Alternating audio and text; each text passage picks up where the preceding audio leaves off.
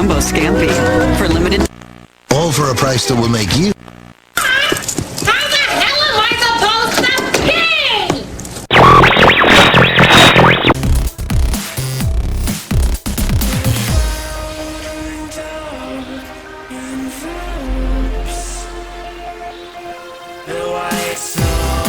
You're listening to BAMF, UK Comic Book Radio. Hello everyone, welcome to BAMF Comic Book Radio, your number one podcast for news, reviews and odd points views. I am your host, Bert Kempson, and with me today are your other hosts, Lucas. Say hello, Lucas. Hello. Fee, say hello, Fee. Hello. And Sarah, say hello, Sarah. Hello. We're going to jump straight in. We've got a big chunky show for you, 3 weeks worth of stuff to talk about, you lucky animals, you. So let's jump straight in with some news. Sarah and Fee, handle the news. This week there's been so X Factor 260 came out, and there's only 2 more issues left after this one until it ends, and we might have got a little hint in this issue that maybe, possibly, X Factor isn't going to come to an end after all. Possibly, it might be being rebooted as the next Marvel Now phase, or Marvel Now 2, which we know that there's going to be a few more new series, starting with Mighty Avengers this autumn. So it could be a relaunched X Factor. So X Factor 260 showed Lorna, or Polaris, sitting in a bar, getting drunk, sort of drowning her sorrows a bit over the events that have been happening. And then Quicksilver, who's her brother, obviously turns up and tries to help her, and they have a bit of a fallout, shall we say, a little bit of a fight. And then towards the end, a character called Harrison Snow, I think it is, turns up. Some mysterious, dark, shadowy figure turns up and invites Lorna to come along and says he's starting up a brand new thing called X Factor. So it's all very mysterious, so we don't know, but we'll have to wait and see whether that means we'll get a new or rebooted X Factor series as part of Marvel Now 2. And other Marvel news this week, we've had the extended version of the Thor: The Dark World trailer has come out. Has everybody seen it? You guys seen it? Yeah. I've seen it. Very exciting. Yeah, it looks really, really good. We had a smaller teaser trailer a few weeks ago, even a couple of months ago, I think it might have been, which didn't give too much away. This one shows a bit more. I think we're going to see a lot more of Asgard in this film. Which Did I see that Jane was in Asgard? Yes, yeah. Yeah, that looks exciting. Yeah, it looks pretty cool. So we see a lot of... we know the film was being filmed in London, and it looks like a lot of it's actually going to be taking place in London. Greenwich, we saw actually getting torn apart, which looks quite interesting. And yeah, but a lot more Asgard, and Loki, obviously. So whatever the threat is, that we're not... I don't think the trailer makes that quite clear what the actual threat is, but Thor needs Loki's help to defeat it. But of course, Loki being Loki and the god of mischief, you can't quite trust him as far as you can throw him. But yeah, it looks really good. I'm really looking forward to it. I really enjoyed the last Thor film. I enjoyed it more than Captain America, actually. So yeah, I did. I really did. But this one really does look like it's sort of gone up another level. I don't know what you guys thought. I think it looks great. Yeah. Sorry. I'm really excited for it. No, so I bet didn't you there, Sarah? Mega excited for it. Oh, and again. Go on, Sarah. Okay. And one thing I noticed about the trailer, I think it looks like Sif and Frigga are probably going to have bigger roles in it, which I was quite pleased about, because I know in the first film, I mean, Frigga, I can't remember what her official name is in it, she was barely in it. I don't think she was even named in it, and I thought that was a bit of a shame. But it looked like in the trailer there's bits of her fighting, wielding a sword, fighting some things. That made me excited, and lots of Thor, and a bit of topless Thor as well, which is always going to be exciting. Yeah, looks like a lot more from a lot more characters. Volstag's got a bit more, but that one scene just hinted at more. Even Heimdall, Idris Elba's character, rather than playing a stoic, emotionless guy, it looked like in that little bit of dialogue there was a bit more.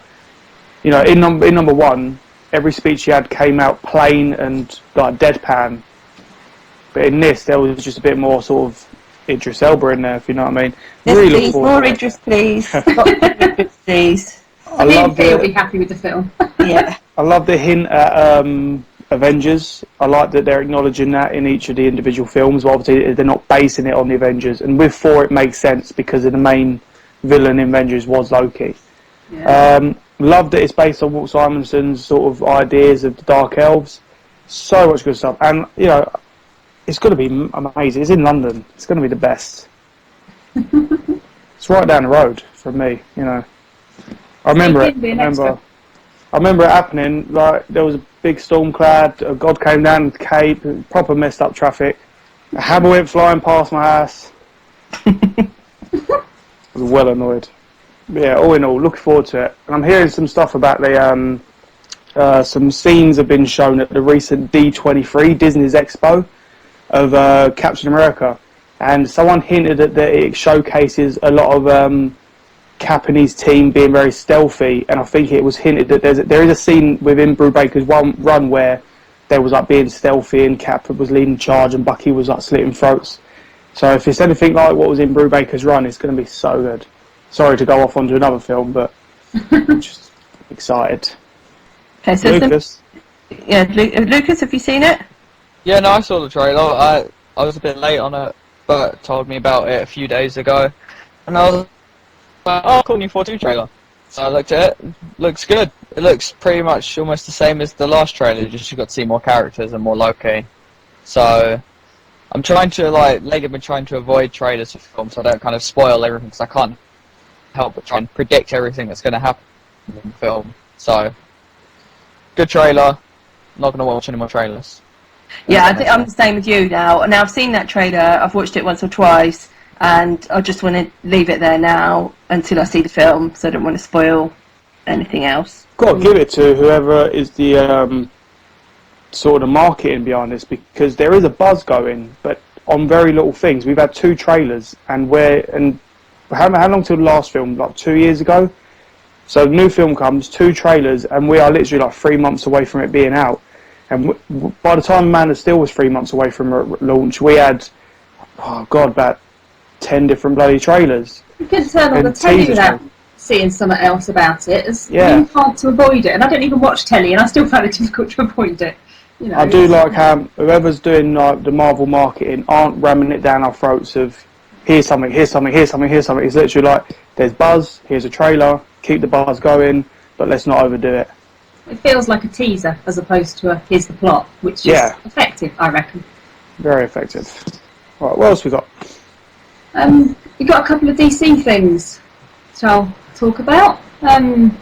We've got Kevin Maguire, who was going to be on Justice League 3000, announced on Thursday, I think it was, on his Twitter that he'd apparently just been sacked from it and he'd just found out.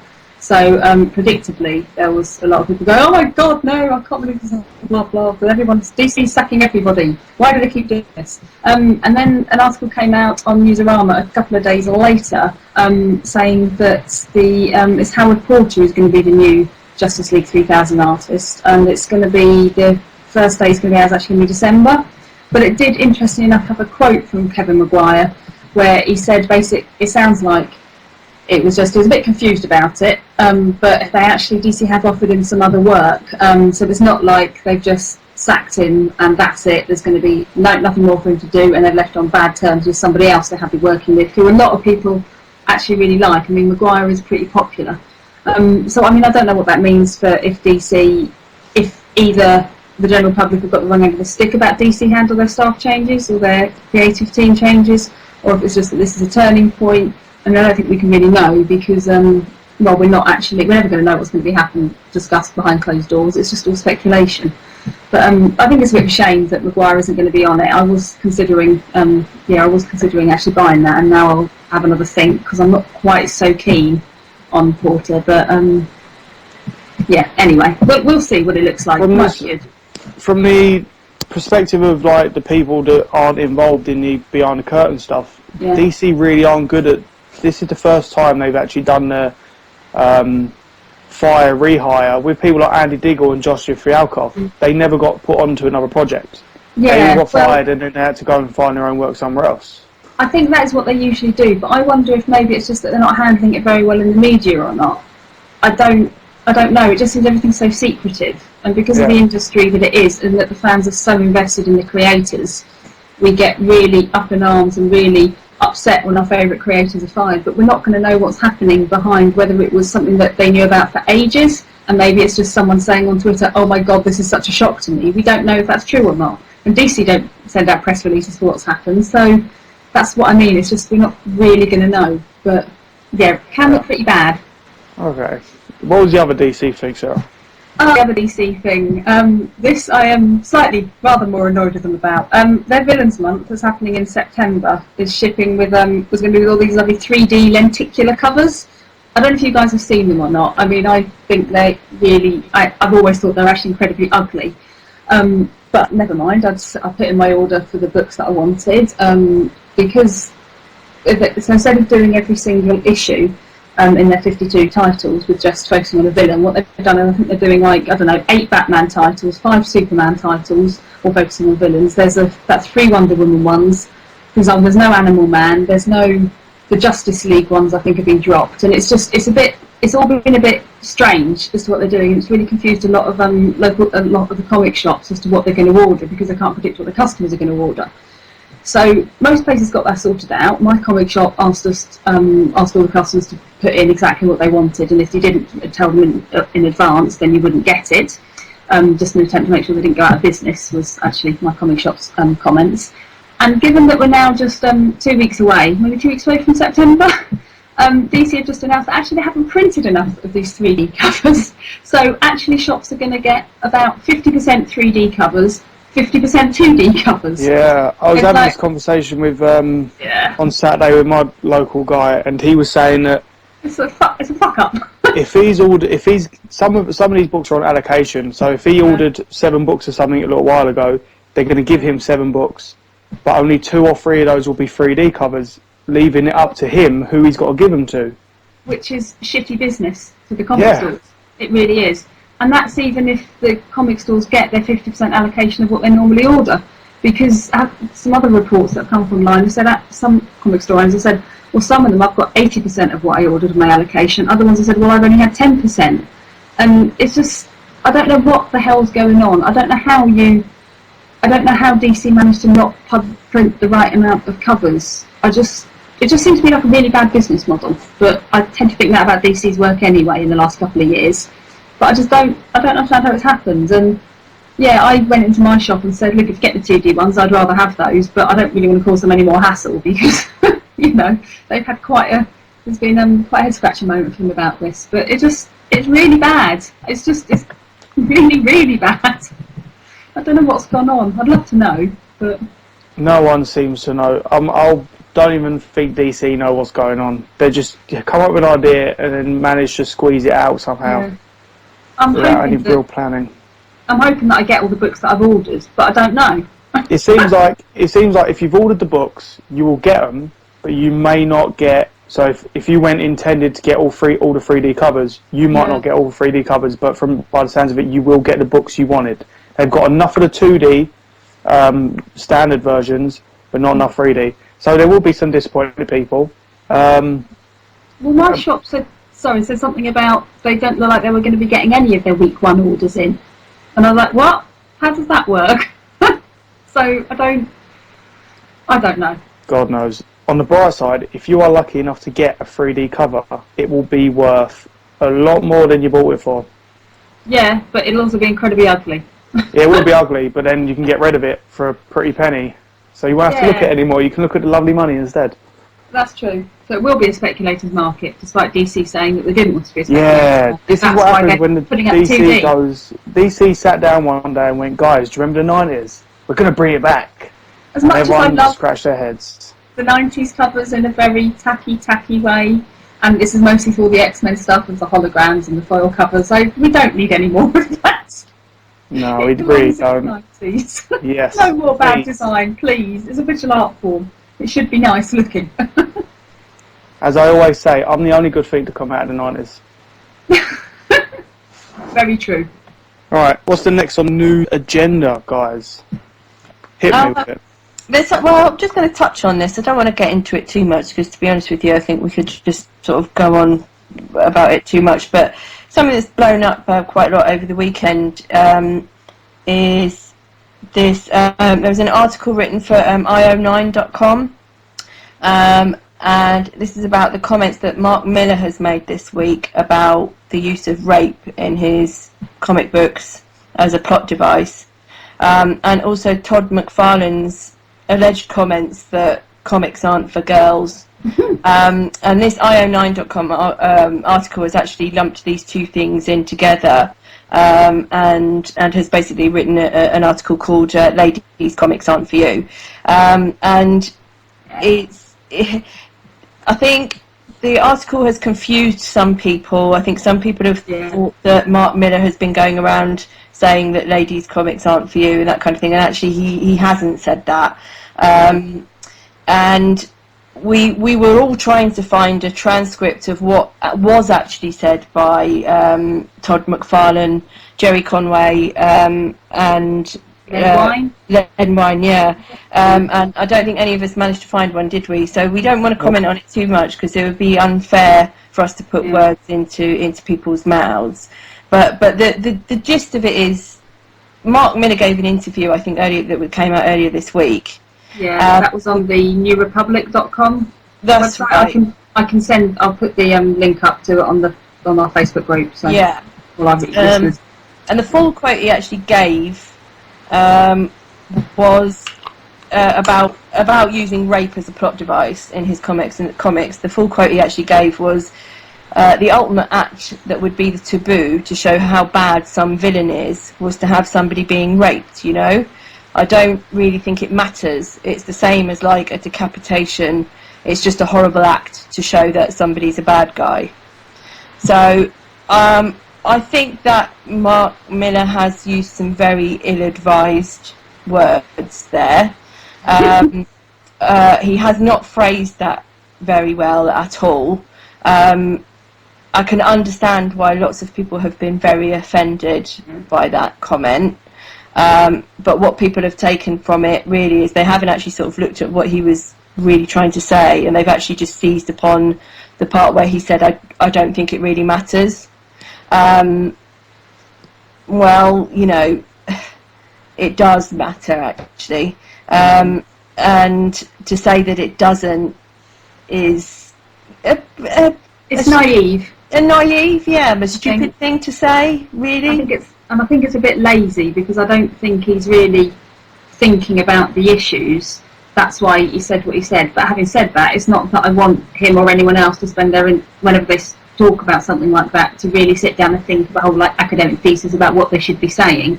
But it does come across in black and white. It comes across, I think, lazy, ill-informed opinions, which I think is the problem, and that's why it's got a lot of people's backs up. But yeah, I think it's really unfortunate that it has been lumped in with the bits about and women don't like reading comics, because then it comes up.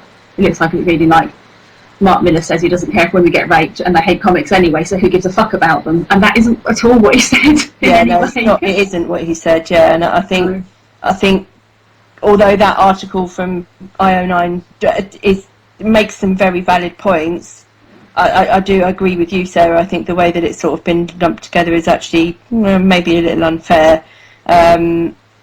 You know, I mean, having said that, do head over to io9.com and read the article. But you know, I think you need to actually go and look at what Mark Millar actually said. Look at the original source material. Yeah, and then look at the other side, the Todd McFarlane thing, and then actually sort of see what happened there. As I said, I think it's unfair of us to comment exactly on what was said there. The basic gist of it was that they were on a panel talking about an upcoming documentary on superhero comics, Wine, Conway and McFarlane, and they made some comments. And the thing is, we only have these comments but taken completely out of context from what was actually said. But they've sort of basically... well, the way that the IO9 article presents it is that they've said that women don't read comics because they're not interested in superhero characters. And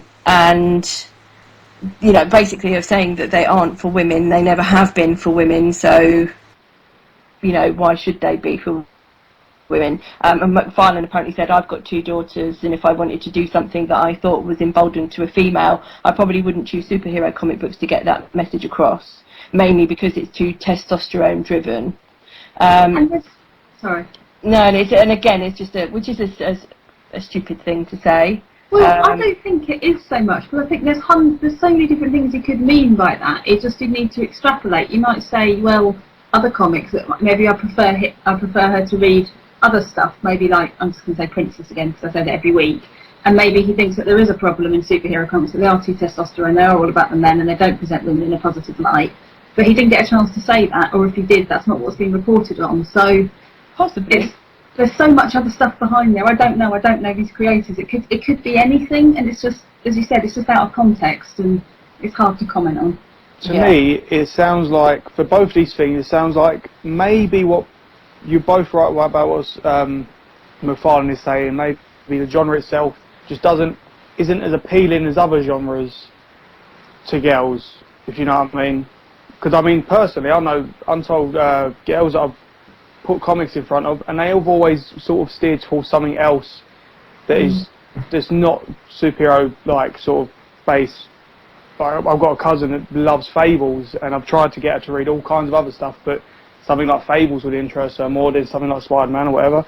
As for the Miller thing, completely badly worded. He didn't. Yeah, that just it does seem like he's trying to make rape as something that's not a big deal. But obviously it is, then that was just stupid. I don't know what to think of that. That was weird. Just basically, they're idiots for saying things the way they said them. You would never think these guys were writers and knew how to string words together. Yeah, but you can't shoot them down for a couple of badly worded sentences, and that's, you know, there's more to them than some slightly stupidly expressed ideas. Yeah, definitely. Just until we get the full picture, let's not jump the gun and shoot blindly at them when it's unfair to do that.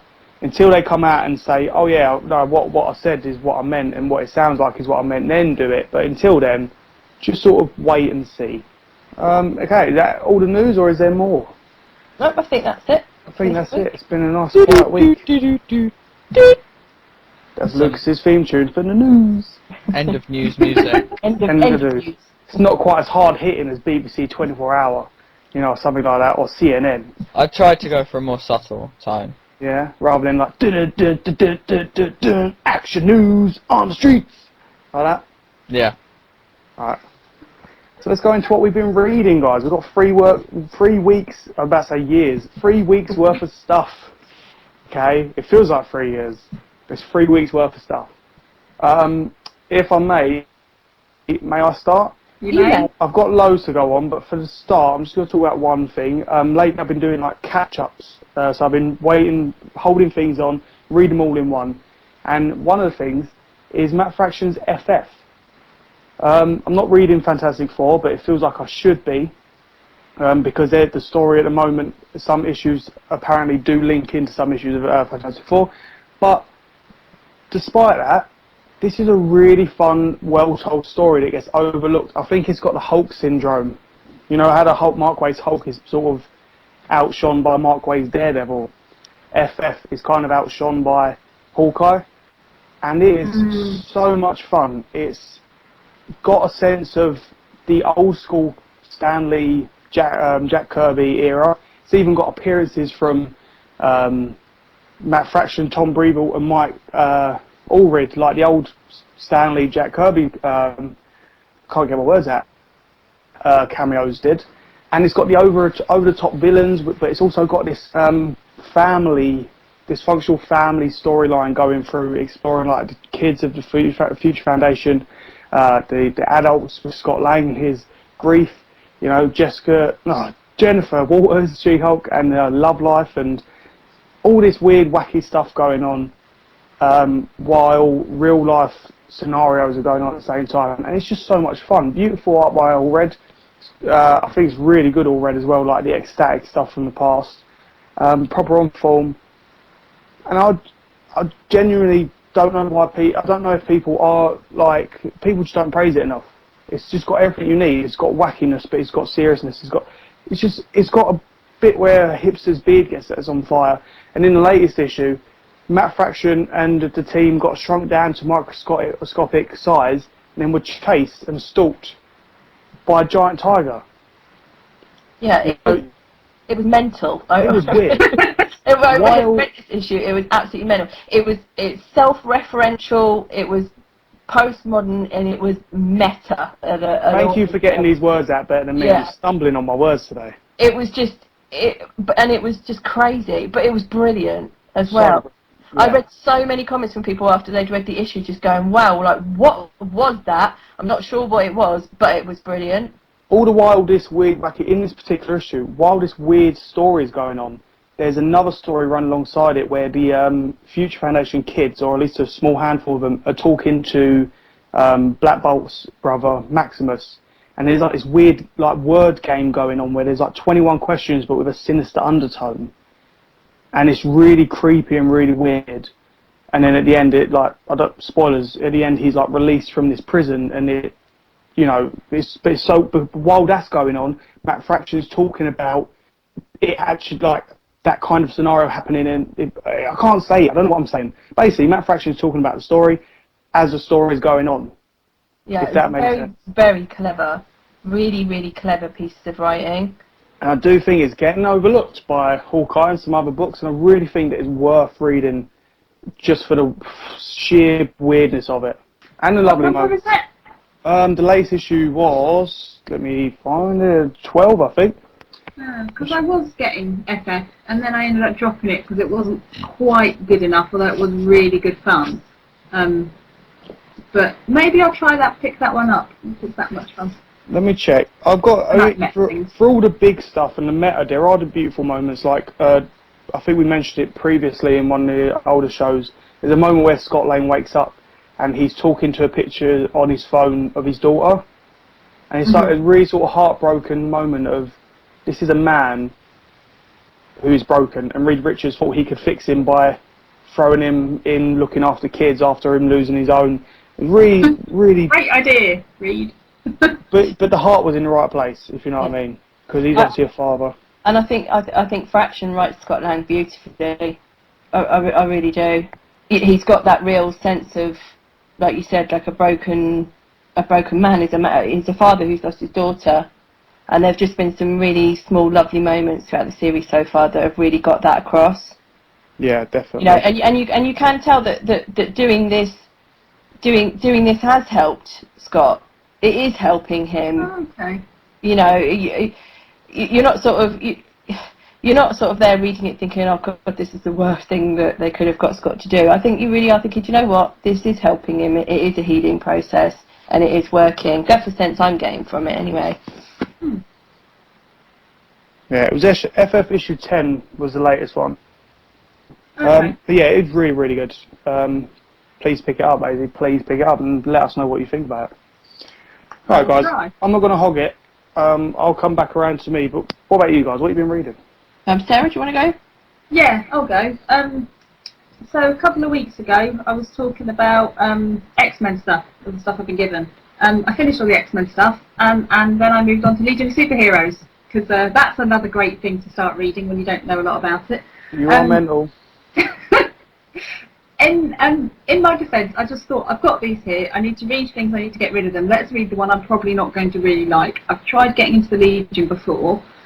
I've hated them. They just, for those people that don't know, they're a group of teenage superheroes set in, I think it's like the 31st or 35th century, and they've all got ridiculous names like Lightning Lass, Matter-Eating Boy, Triplicate Girl, Sun Boy. It's just, it's stupid. It's ridiculous. I know they were designed for kids in the Silver Age, but I just can't get past it, and it's just daft. So I wasn't immensely looking forward to reading this lot, but then I picked it up. I told people online are reading it, and it appears to be something called 5 Years Later, which is set 5 years after some big war in the area they live in among the Federation of United Planets, and I think some people died, other people didn't. I don't really know. I don't really care, to be honest. This series is actually really, really good. It's far more about a sort of. It's got much more of a sci-fi feel to it than a superhero feel. The bits of the early issues was reminding me actually for some reason a bit of Blade Runner, which might just show that I don't watch a whole lot of sci-fi films if that's my only reference point. But it was this sort of dark, sort of dystopian future with people a bit miserable. They've had this 5 years of the Legion characters haven't been superheroes and just been getting on with life. It's everyday stuff. And I really liked that. They don't have any of their stupid costumes. They're not called by their stupid code names. The powers didn't really come into it. There's a lot of like political struggly stuff going on. It's really quite solid. It's really good. The bits, handily enough, at the end of each issue, they've got a summary of what's gone before for the letters page, and it's things like the Kundish army have been using a weapon called the Red Terror to cause mass insanity across entire populations in order that they can control them, or something. And then you've got something called the Dominators that have overrun Earth or infiltrating Earth, or something. I have no idea about the background to these guys, but it's presented in a really interesting way, and I have really got into it. The first set of issues, I mean, I think I've got like 50 issues of this to get through, and the first 6 or so are all in a all the art is in a 9-panel format. Like I think Watchmen was like 9-panel as well, which does actually mean it takes a hell of a lot longer to read, and there's a lot more information, and you get a lot more story per page, but it does make it quite heavy going. But it's still worth it, I think. I was talking to a friend on Twitter. I tweeted a picture of it about matter-eating lad. I don't know what his real name is. I can't believe I'm going to say that stupid code name. He was stuck somewhere, and it was there. He was like, well, if we need to get out, I'm just going to have to eat through my shackles. And he's just got a picture. The art. He's just sitting there eating on these manacles around his wrist. And I gather that he can eat anything. And he's matter-eater, lad. If he's matter, he can eat it. And you can eat your way out of anything, and I just this ridiculous concept, but for some reason in this series it works.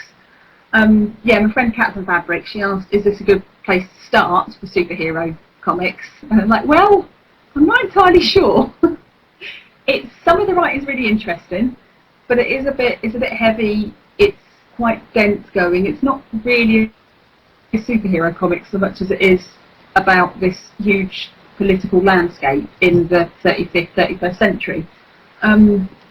It's good. It's an example of good quality comic writing, and it probably is worth maybe picking up a few issues, having you go, seeing if you like it or not. But I wouldn't really say it's a good introduction to DC Universe, just because hasn't really got a whole lot of stuff to do with usual continuity. And does it require a knowledge of the previous stuff, or could you jump straight in? It doesn't require a knowledge of previous Legion stuff, because I don't have that. So I sat there going, well, I don't know who all these people are. There's hundreds of them. I barely know the names, but I'm just enjoying it for what it is, which is good, I think. Because if I had required the knowledge of the previous stuff, or was like previous Legion things, I wouldn't be interested. So, yeah, I think it's a good standalone series. I've got to hand it to you. You are one brave lass, because within the month or so you've been reading these books you've been given, you decided to take the 2 franchises that have the most complicated back history and just jump straight in. Well, you jumped into 90s X-Men, which is brave beyond words, and now Legion. Awesome.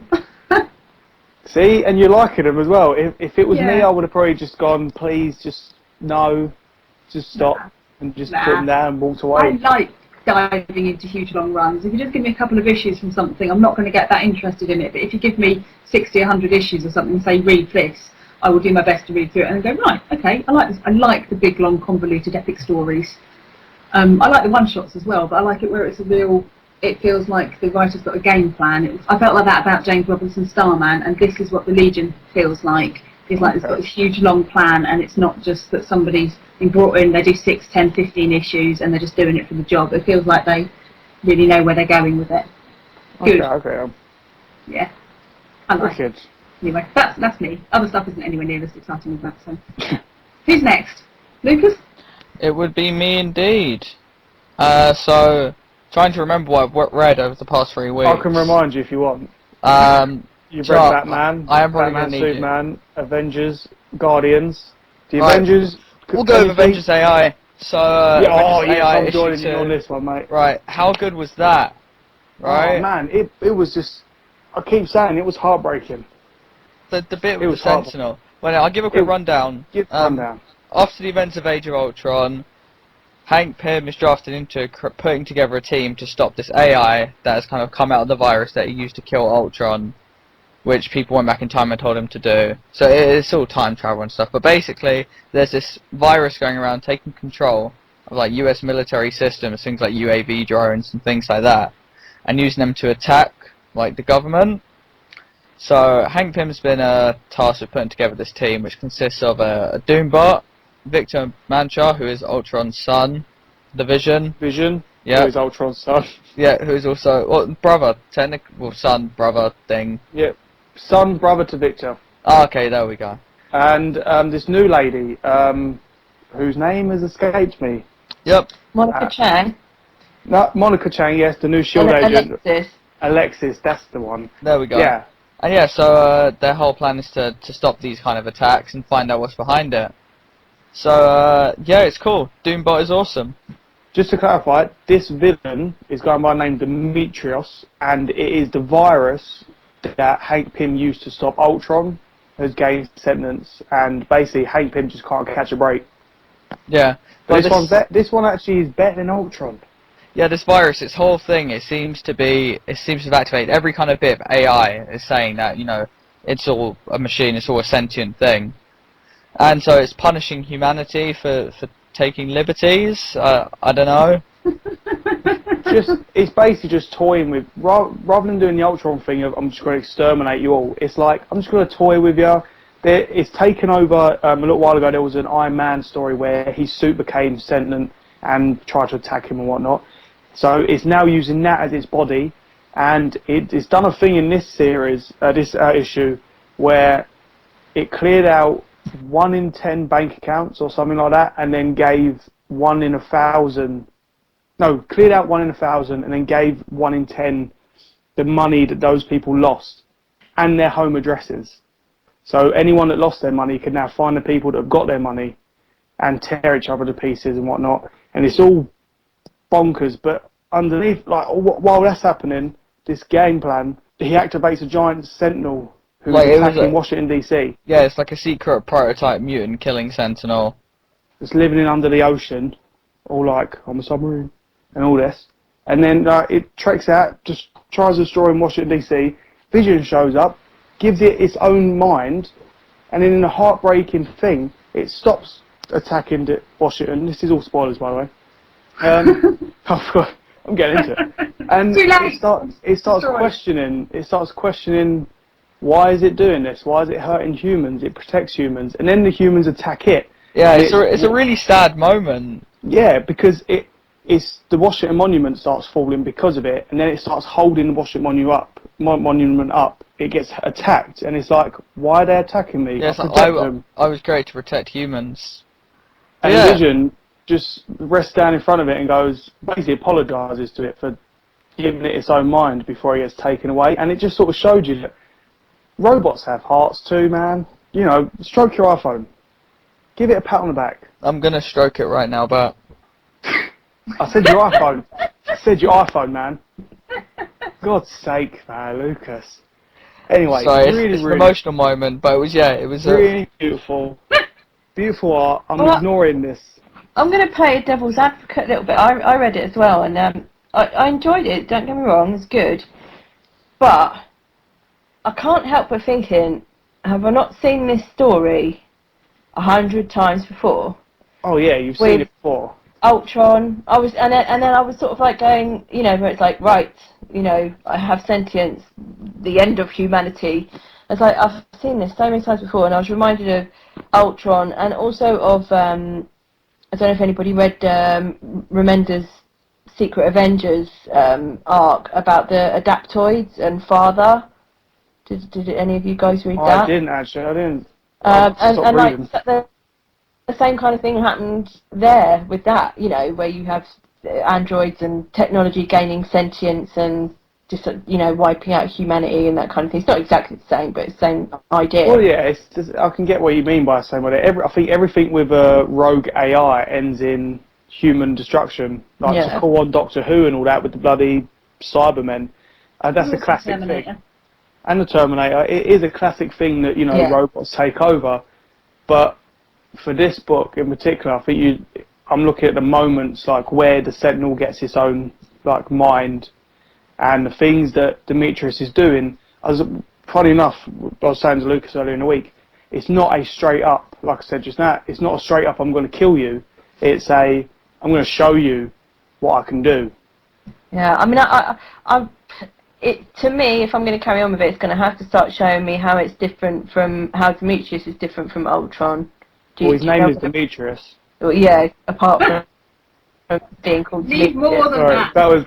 that was a cheap joke. I don't know why I did it. I'm sorry. Don't hurt me. But whatever, but that's the point, though, that I'm making. That are they not, in effect, the same? What's thing? going to happen, okay, is Demetrius is going to take over the world, and then Wolverine's going to go back in time and kill Demetrius, and then shatter the time, tell Hank Pym about it, after killing Hank Pym, and then Hank Pym comes back, kills Demetrius, and then another one comes. Let's not go there again. Alright then. Age of Demetrius. Yeah. Anyway, sorry Lucas, we butted in on what you were saying there. Yeah, no, well, you pretty much said everything, didn't you guys? Thanks for I that. couldn't help myself. I love this book so much. Yeah, no, it is really good. But the other thing was the Batman Annual. Woo. Which was also just a nice little story. Kind of, Batman gets beaten up by an old lady. Battered by an old lady. Proper Literally battered, shit like, off. mentally and physically. But the, What's Batman's weakness? Old ladies. yeah, old ladies. Old ladies with... Who is the old lady? She's called the Anchoress. She's basically she's been in Arkham. She's like they literally just created her just for this. She's been in Arkham Asylum since time began, by the looks of She's things. actually one of the first inmates of Arkham back when Jeremiah Arkham created the asylum. Okay. But yeah, so she was really happy there. She was getting treatment because she had like some kind of superpower which allowed her to kind of like phase through things and kind of affect people's minds and stuff like that. So she's at Arkham Asylum, she gets treatment, and then when Batman showed up and started, you know, chucking all the people like the Joker in there, it started like she wasn't getting any treatment, and they were trying to treat these other like new crazies, and they turned like basically she was saying that Batman's turned Arkham Asylum into the hellhole that it is now, and it was a much nicer place before. I So, like this lady. yeah, so Sorry. on this, of course, on one coincidental night, Batman is there helping the Arkham guys test the defenses of their place. So he's basically saying, "This bar is shit. This wall is shit. Your security is shit. I'm Batman. I'm dodging all your shit." And then Blue, you just stuck me with his shit. yeah, and so this random security guard who's like fresh in the job, it's his first day, talks to this lady, and she's like, "The Batman's here now, isn't he?" And she's like, "Right, I'm gonna go kill Batman." And just kind of like goes off, hunts him down while he's in the middle of testing Arkham security. And yeah, she beats him up. She shows him all of his kind of like past failings, the death of Robin twice, death of his parents. Basically, beat him up in the mind, then beat him up physically. And then she gets shot by a guard and chases Batman up to the roof. And there's this weird, supposedly symbolic moment where she just screams and shouts at Batman and he just stands there like a wall. And then it's over. Yeah. It's like he defeats her with a Yeah, with stare. a bat stare. So old women can beat up Batman, but he can beat them with the bat stare. Maybe it was more like a pervert stare. Yeah, And then it freaked her out. It was like, no, you go. maybe he just started singing to her, trying to serenade her. But you know, he's Batman. I'm pretty sure. I love you, old lady. If it's quite alright, I love you, old lady. And then she was like, fuck off. But yeah, no. So yeah, no, it was good. It was a nice kind of one issue thing. It was really nice, especially with the 0 year thing going on. And it was less tied into 0 year than the previous annual, which was tied a bit more into the Night of the Owls that was going on with Yeah. Mr. Freeze. It was really, really nice. I like those little breakups when there's a lot of stuff going on, like this mini event in Batman and stuff. It's like a nice palate cleanser. And it wasn't written by Snyder as well. I think it was. I can't remember. No, it was who created Snyder. It was. Yeah. Snyder. Okay, I thought it was written by someone else. I thought it was one of his students wrote it. Okay, my bad. But yeah, really worth checking out. Yeah. But yeah, and Say, of what course, you been reading? Oh, well, sorry. I've got one Go more for it. thing, which is Guardians of You the go for that. Galaxy. The whole Boom, kind of talk about it. introduction of Angela thing and all that. So it's Oh, Angela's. It's Angela's. Oh, sorry. I know, I'm going to disappear for a minute and then come back. Spoilers, spoilers! Oh yeah, No, Oh, not yet. you're reading. Oh, okay. She's doing what you did and reading the whole stuff. I am. I'm reading all the space stuff. I am Okay. actually making progress now. Well, I can kind of keep it spoiler free. Okay. So it's basically just kind of like the Guardians version of what happens after the Age of Ultron wrap up. And so Star-Lord feels some stuff going wrong in his mind. He goes off and does a thing, and then Angela and Gamora, Angela and Gamora end up fighting for no apparent reason, just because she's there, and they have like a sexy cat fight on a planet somewhere In space. in space. Both in no, Angela's got quite a skimpy outfit. Gamora's a nice girl. She's covered up and stuff. But either way, I wasn't complaining. It was they were just fighting, and then at the end of it, Star-Lord meets somebody, and that's that. That's my. Can I just say, I'm so happy for Lucas, because I think he's been waiting for this particular issue, not just because of the cat fight, but because of what happens in it for so long. I'm just happy for him. Yeah. It's, When he showed me the book, I was just pleased for him. I'm gonna say it's almost a tie into infinity. So yeah, go read it, guys. How's that for a spoiler-free review? Star-Lord does a thing, and then says a thing, and then meets a thing. While Angela And it also Gamora had have a thing. Neil Gaiman co-writing. It was the first issue of Neil Gaiman's co-writing. I think he's doing 3 or 5 issues. I think Angela's only actually appearing for 3 or 5 issues, and then she's off somewhere. God knows where. But yeah, so that's what I've been reading. Yeah. I hope we haven't just spoiled it, but for Fee, by trying not to spoil it. No, that's fine. I wasn't really listening to you, so That's okay. Nobody really does, you know. Yeah, no I one just listens. glazed over for a moment there, but I'm back now.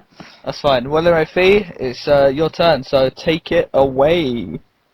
Okay, so this week I read Trillium by Jeff Lemire,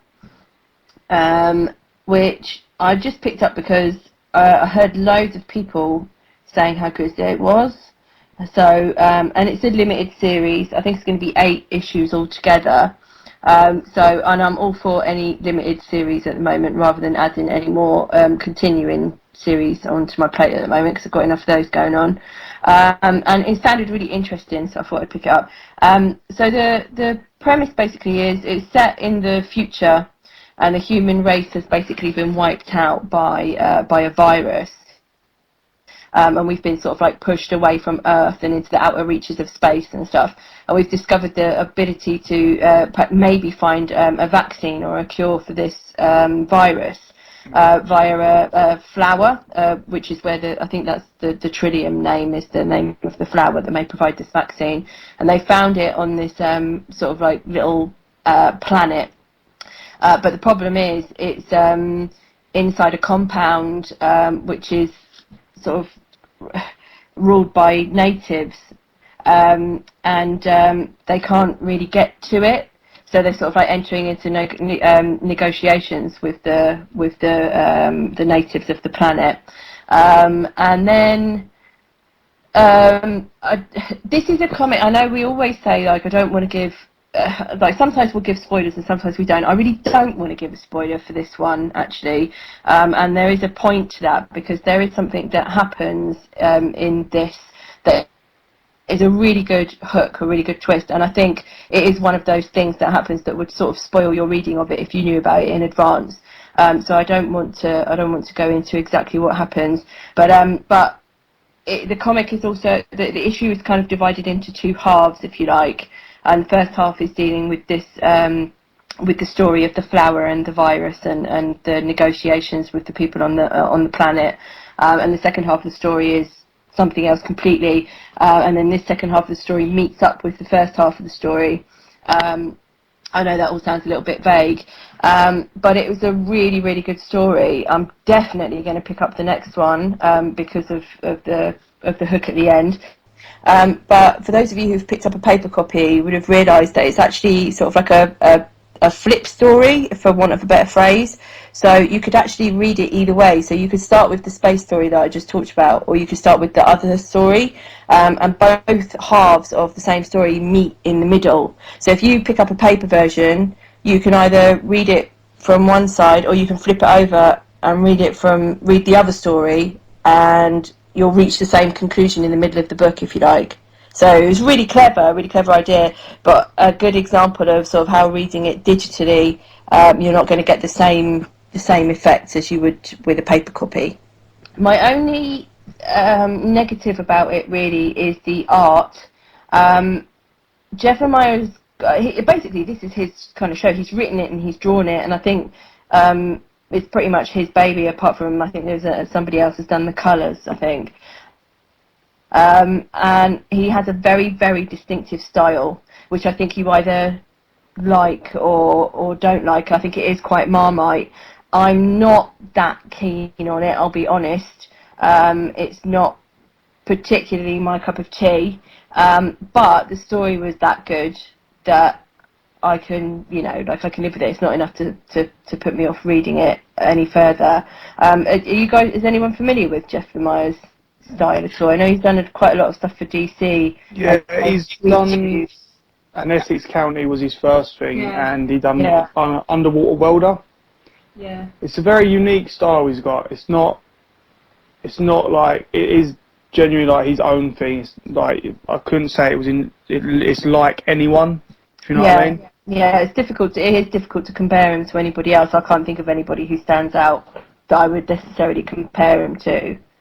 As I said, it's not that it's bad or anything. It's just that it's his own style, and I can understand like the people who love it would love it. For me, as I said, it's just not my favourite style of art. But it's a really, really, really good first issue. Very, very strong start, and I really recommend it. I am going to say, I love the old school design of it. It's set in the future, but they've still got like glass bowls around their heads. Yeah. Really? Yeah. Yeah, it's like very like old school science fiction, which is my favourite like style. I love retro science fiction. It's genuine. That is truly why I love Hank Pym and all that, because he's pure retro with the giant ants and the bulky helmet, and I love all that. And I do think that you would really like it, but I did ask you about it earlier. Based on what you told me earlier, I have downloaded it. I've got it with me now. I just got to sit down and read it. Be interested to hear what you think. We'll give it a read and talk about it next week. Yeah, talk about it next week. So so that was good. Definitely recommend that. And then I've read loads of stuff. Rather than go on and on. I'll pick probably the thing that I've enjoyed most reading, which was Superior Photos of Spider-Man 2. I spoke about the first issue when it came out a few weeks ago. I really, really liked. So it's something, on paper it shouldn't work. The comic about B-list Spidey villains, the new Sinister Six, Boomerang, Shocker, Speed Demon, Beetle, and Overdrive. And it's by Nick Spencer and Steve Lieber. And it's this second issue for me, again, I just thought it was really funny. It really appeals to my sense of humour. I like it very, very much. And I've read a few people today, over the course of since Wednesday, saying that they've read it and they thought it was good, but maybe weren't sure that they were going to keep up with it. I think with that thing of, can this set of B-list villains keep my interest for an ongoing? But really, the writing is that good that I really think it can. I think you should give a chance to sort of stick with it. It's really good, and Steve Lieber's art is fantastic. He just drops these little things in here, like these just little things. There's the best thing in the issue for me was Boomerang is talking to his lawyer. He's having a conversation with his lawyer about getting out on bail, and his lawyer's gone off and had a nice holiday at Boomerang's expense. And Boomerang has this little sort of fantasy in his head about chopping off the lawyer's head with one of Boomerang's. and it's drawn in sort of like a little four-page little panel sequence where he's sort of like having this daydream in his head. It's hard to explain. I'll put it up on our Tumblr page so people can see it. But it's just done in a little sort of like diagram, cartoony style, and it's really good and it's very, very funny. But yeah, I'll definitely put that up. That's my panel of the week for this week anyway, so I'll stick it up on Tumblr. But it's really good, really, really good. I'll second that. Yeah, and any of the, all of the other superior stuff, I'm afraid, has fallen by the wayside for me because I'm just so bored of it. But this feels really fresh and new and funny. Do you know what my one problem with the book is? There's two characters on the team, Shocker and Beetle. The female Beetle was introduced in Brubaker's Captain America, where she was a bit of a threat. She was like this operative spy lady, and she does in the book seem like the most sort of in charge, She seems like the one that could probably do the most damage. But Shocker, do you remember the days when Shocker used to be a badass, and he would show up and be like, oh shit, Shocker's here. And now he's just this bumbling idiot that's just like, shits himself and runs away all the time. Yeah, well, the first issue where he got beat I wonder where Nick Spencer's going with this, because I've had the same sort of feeling as you about that, but I wonder whether he's sort of like positing them as bumbling idiots for a reason where something's going to happen they further turn down. around and just like, fuck you, we're the Sinister Six. Yeah, we're 5 of us.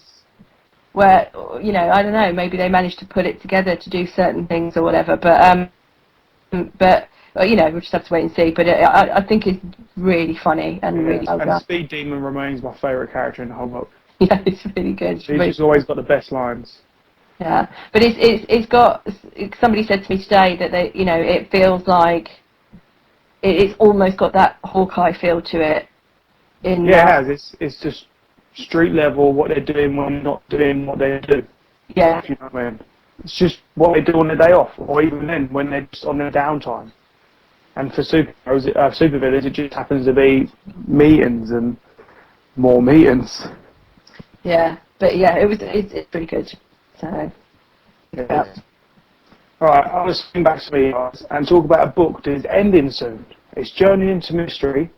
It's been going for a while, and I've collected it all up and read it in one sitting, and it is the Catherine Inman, Valerio Schiti, and Geordie Belair, and Clayton Cowell. I'm going for the whole team because all of them together make a really beautiful and well-told book, story, whatever, and it's ending soon, which has broken my heart a bit because this is a really fun book. It carries on that fun flippantness of the Loki story by Kieran Gillen and the team, but it carries it on with Lady Sif, and the story is Gia, the Earth Mother's dying. She takes them to Venus, where it's secluded and she can get like the rest she needs.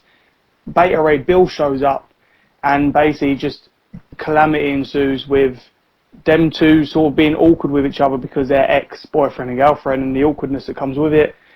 And it's just fun swashbuckling stuff. There was a previous story where Lady Sif was teaming up with these berserker warriors that were shunned away on an island to fight demons or beasts all the time, and they'd lived happily. And Lady Sif joined in and was kicking ass. And it's just so much fun. The stories are a bit confusing. I would love to try and tell you what's actually happening in this story at the moment, but until I finish it, I'm a little bit confused. But there are some fun jokes, and the art is lovely, and the character isn't portrayed as this damsel or this slutty lady and whatever. She's wearing hot pants, but it looks very 60s-esque in the hot pants and the long sleeves, sort of whatever she's wearing, lady top. Are they called lady tops? They're called lady tops. And she's just kicking ass, and it's so much fun. She outshows the men in the book. Beta Ray Bill shows up, and Beta Ray Bill's the incompetent one that's just sort of babbling over. If anything, he's crying over the death of his spaceship, Scuttlebutt. And she's just like sort of put it together. We've got something to do, and she's going around this facility that Stark has made, trying to figure out. It's kind of like Aliens, because there's something infecting Gia, the Earth Mother, and causing her to be possessed. And it's on Venus. It's very weird, but it's very, very beautiful looking and very well told and so much fun. And there's jokes that aren't in jokes, but if you've got a knowledge of the characters, you'll get. but are still funny if you look at it as ex-boyfriend and girlfriend. And it's ending, and I can't believe it's ending. I can't believe people aren't buying this book. It's so well put together, and the team on it have so much fun. The letter pages are brilliant. There was a letter page a little while ago where it was the letter and the artist, Geordie Belair and Clayton Cowles, and they were answering the questions, and you could tell they were just having so much fun on the book. And when it was announced that it got cancelled, the whole team sort of was tweeting to each other how like sort of upset they were. That this was something, it wasn't a paycheck to them, it was genuinely something they put loads of effort in. And something like that should be going on and on. It's not just another book that you don't have to read, but I'll double dip on this book as well. I'll get it digitally because I can't wait to go to a comic store and I pick it up when I go to a comic store. I've got it double, you know what I mean? And this is me spilling words out. I'm really rubbish today, guys. But I just recommend going back and reading it. From when the latest stories started up until now, so much fun. And I'm desperately hoping that with the rumoured Marvel Now 2, this will get relaunched in a new kind of way, or at least the creative team will get something that I can jump onto, because wherever they go, I think from now on I'm going to go. Brilliant stuff. Check it out if you get a chance. And it's a strong female character, so you can't moan that Marvel don't try strong female characters. It's just that people don't buy it, and they should. So in your faces, I'm going to make you feel guilty. They should feel guilty, alright? Every time someone goes to Tom Brevoort, why don't you do women books? Because they keep getting cancelled. She-Hulk got cancelled, now this is getting cancelled. God forbid Captain Marvel gets cancelled. I just finished reading that stuff, and Kelly is really good on that. Mm. Yeah, I've just a few of that, the Captain Marvel Kelly Sue stuff. It's the first trade particularly is brilliant. She's a brave lass, Kelly Sue, because she started a time travel story. Yeah, but it was so slick and so well done, and a wonderful introduction to it. I thought it was great. Yeah, I would say Jones Mystery, the latest stuff, and Captain Marvel would, for me, the two best examples of female comic creators and comic characters at Marvel. They were strong. They wasn't. You know, they owned the book. They weren't told in a way where it was forced. It was a natural ownership of this is the book, and you enjoy it. You know, and it wasn't a nagging of I'm a lady, look what I can do. I'm a lady, look what I can do. It's look what they can do. They're just cool characters, and they're brilliant. Have you been reading Fearless Defenders? I haven't actually. I picked up an issue a little while ago because I was told it was got a big cameo, but that's the one I'm actually sort of waiting on, like a build-up as well. I was going to sit down and read that in a build-up. I should really be reading it. That's very good. Speaking of decent female characters, it's great. Really, really, really good. One of my favourites, yeah. I've heard endless good things about that as well. Yeah. And these are just brilliant examples of female characters. Me and Lucas were having this discussion a little while ago. To go on a little bit of a tangent, it was a few days ago actually, we was talking about the game Injustice Gods Among Us and how they're releasing the female characters, and we was talking about DC female characters. And for the longest while, I remember a lot of people praising DC because they had so many brilliant characters. But if you look at it truly, they're just rip-offs of their male characters. Whereas over at Marvel, you had apart from She-Hulk and Miss Marvel, who were Hulk and Captain Marvel, they do have, shall I say, original female characters who, even if they haven't got their own solo book, are kind of leading the force in the team books. Later on, when we talk about one of these mystery comics, for example, there's a whole issue dedicated to how strong and brilliant the female characters are of a team. Do you know what I mean? Yeah. Anyway, that was me. That's me. I'm done. I'm going to hold off on the other stuff because some stuff contains spoilers. I don't want to spoil people on that fee. I don't want to spoil some of the stuff you're reading until you've read it. But yeah, that's me. We should move on. We should move on to films, guys. Do you want to do films? Might as well. Film music time. Lucas and Fee, have you both? Who's seen Wolverine? I have. Me. I haven't. Okay, Lucas, Fee, tell me and Sarah about Wolverine. Alright. I'll give you guys a quick rundown of the plot, and then yeah. It takes place after the events of X-Men: The Last Stand. Wolverine's having crazy nightmares about murder at work, killing Jean Grey. He gets recruited.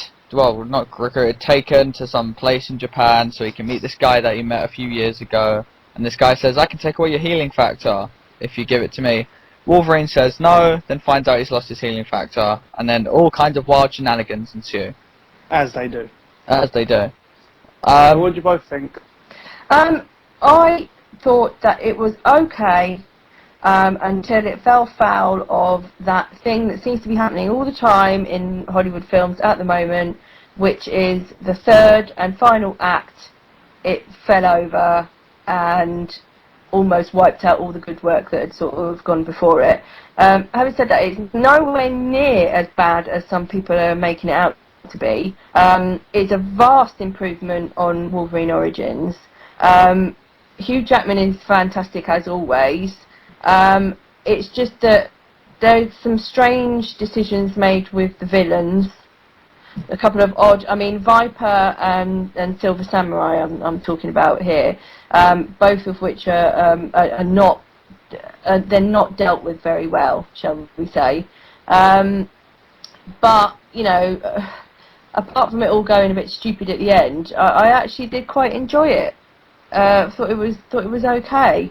It's not brilliant. It's not quite the sort of fantastic, you know, Wolverine solo film I think a lot of people were expecting. But as long as you don't go in there expecting to see Claremont and Miller's Wolverine, then I think you can get something out of it. It's not Claremont and Miller's Wolverine, but then neither does it have to be. It's its own thing. Some things are going to work on film and some aren't. It's, you know, it's okay. It's not as bad as some people are saying, but the end is not great. But it's all kind of made up for by the end of credit scene, which is a little teaser for Days of Future Past, which was brilliant. Well, my view on it, to be honest, it was okay. I wasn't really. There just seemed to like kind of be Wolverine and his kind of. I know it's called the Wolverine, but there wasn't enough of a focus on kind of like his supporting characters. You didn't kind of really get to know or care about anyone else. And also, I kind of had this whole thing that Wolverine was pretty much batshit crazy throughout the entire film. Because he kept having these dreams of Jean Grey telling him that it's okay to die and stuff. If I was having dreams about kind of some woman I killed dying, you're telling me to die, I'd be freaked out. But no, it's crazy. He's waking up like with his claws out. There's like a romance scene where I was really expecting him to like claw that Mariko chick, but he didn't. So yeah, it was alright. It wasn't great, but it was better than Origins. I think that's across the board. That's what I'm hearing is don't go in expecting it to be anything like Origins, and don't go in expecting it to be the Miller Claremont Wolverine. It's something of its own thing, which I'm happy about. Sorry, I was going to say, I seem to remember that I quite enjoyed Wolverine Origins, but it's been so long since I watched it. Is it pretty much universally hated? Yeah. Yeah. For good reason. Yeah, good reason. Is it anti-comic canon, or is it just a bad film? Because I mean, I watch any superhero stuff, so elements of both, really. I remember going to see Origins at the cinema, and I remember thinking it was all right, and I didn't really understand why everyone hated it as much as they actually did. And it was really only on a second view. I think the first time I was sort of a little bit like, oh, Hugh, which, you know, is understandable, isn't it? But and then on a second viewing, it was like, oh yeah, like what, you know, this is actually not very good. Yeah, it had Will.i.am in it trying to act. He's a lovely guy. That's not even the worst thing. But yeah, exactly. It makes some very strange decisions with characters, which is very easy to see why comic fans get upset with it. I mean, what happens to Deadpool in it is atrocious. I need to watch it again. It's horrible. Yeah, and the CGI is really bad. It looks really cheap, and you know, really obvious, which I never noticed when I saw it the first time. I was having this conversation when it was on the telly again a couple of weeks ago. I ended up watching it again, and I said I couldn't believe that the film's only sort of 3 years old when you're looking at the CGI and everything. A lot of people were saying to me that they noticed it at the time when they went to see it at the cinema. I didn't notice it at the time, but God, it's so obvious now. It looks really, really poor, really dated. Oh. I'll watch it again. Give it a go. See what you think. It's not. I mean, Hugh Jackman, it was pretty good. Hugh Jackman. He's always good. He's Yeah. always good as Wolverine. It's just there's other elements in there that I'd rather not watch it. To be honest, I still quite like the Green Lantern film, and I know that's a big pile of crap. No, I know a lot of people. To be honest, right, It's got bits in it, I like it. I think it's not a bad film if you was going to go see it as like a serious thing. If you wanted to go see a film about a dude who can make green stuff, right? Yeah. Then yeah, it's fun. But if you was if you was like a Green Lantern fan and you went to go see it, you'd be like, oh, this shit is disgusting. See, Yeah. I'm sort of the other way around. I really like seeing like Oa and the other Green Lanterns, and those were the best bits of it for me. But as a film, I just think it's too much. It's too messy. They just put everything in there, and they just cut out like half of it. Then we might have had a decent film, but I don't know. But I enjoyed it. Fair enough. Okay, let's go on to our second movie. I know me and Lucas have seen this film. It's The World's End. It's the final in the Cornetto trilogy from Edgar Wright, Simon Pegg and Nick Frost, to go along with Shaun of the Dead, Hot Fuzz, and now this. And it was their most grown-up-ish one. It was a little bit, had bleaker moments here and there, especially with some of the characters. But all in all, I loved it. I found it really well done. It is the same of what was come before, but it's obviously like Shaun and Hot Fuzz wasn't the same. It's not a rip-off. It's basically the premise of this one man sitting in a rehab centre, not sure, not told why he's there. He gets an idea. He's reminiscing on this night where him and his friends, last day of school, so their night was to do the Golden Mile with New Haven. 12 pubs, one night, get off your face, and it'd be brilliant. They never completed it, and years later, he comes up with this brilliant idea that he's going to try and chase that high of that one night by doing it again. The only thing is, his friends from the past don't like him anymore. They've grown up, moved on, got real jobs, and become adults. While he's sort of stayed in the past, he still drives the same car, wears similar clothes, tries to act like he did back then. He's not progressed. But he managed to rope them all in, and they go. And I've got to say, some call it slow going, but the first half was literally just them sort of sitting in a pub. Not first half, sorry. First little few bits. Sitting in a pub, having a drink, awkward moments. I actually enjoyed that because there's been many times where I've gone a night out like, I really don't want to be here. I really don't want to be with you.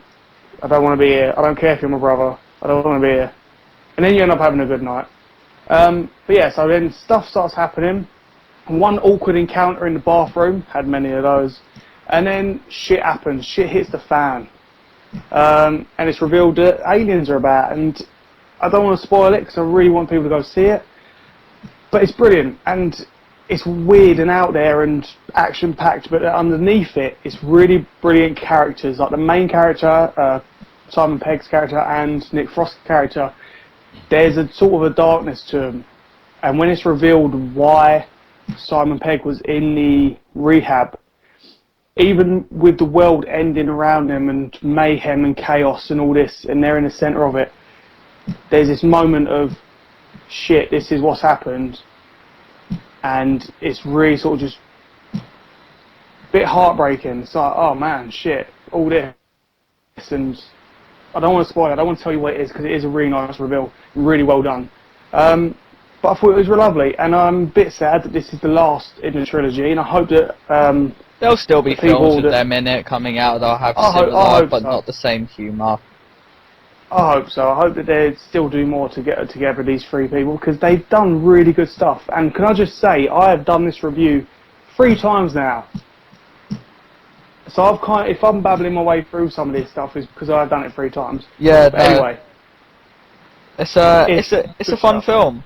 It's a film about a bunch of mates who go out to like basically drink a lot of alcohol, and they end up fighting robots. And the film has got like one of the best fight scenes I've ever seen ever, and it takes place inside of a toilet. yes, I've got to hand it to them, right? On a choreography, It just comes out of nowhere.